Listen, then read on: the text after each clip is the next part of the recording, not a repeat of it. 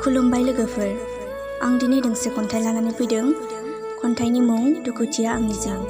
खन्थाइखौ लिरदों कृष्णा गयारी आरो खन्थाइखौ आवरायदों जावलिया सिमां। फैदो बिदिब्ला बिथांनि खन्थाइखौ खोनासंलांदिनि। दुखुथिया आंनि जिउ।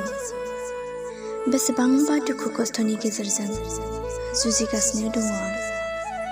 बेसेबांबा गोथौ लैथो गेजेराव गबहाबना दङ आं।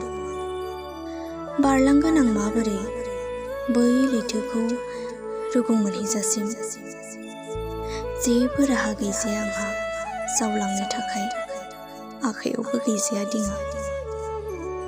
सानसेब्ला मिनिनाय रंजानाय, सानसेब्ला गाबनाय दुखु, मेगनाव मोदैनि बाना।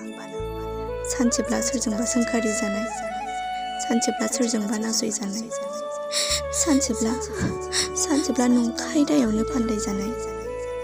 गोसोआव सोंथि जाखांफैदों जे बेनो नामा गोरिबनि दुखुथिया जिउ? बेनो नामा आंनि जिउनि मोननांगौ साजा? बेसेबां गिदिर देबोर नांनाय मायानि सायाव नांथाबनानै दङ आं। नाजाब्लाबो हालिया आं बारग'नो। मालायनि नंखाय दायावनो जानांबाय आं, बयनिबो मेगननि नोजोराव दायनिगिरि।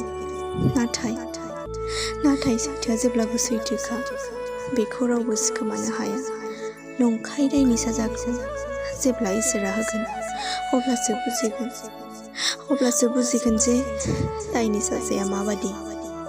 जेसेबांखि आंनि मेगनाव मोदै बोहैहोआ मानो, सानसे नोंबो बुजिगोन जे नंखाय फाव फान्दायनायनि गोसो सिङाव माबादि दुखुआ साग्लोबफैयो।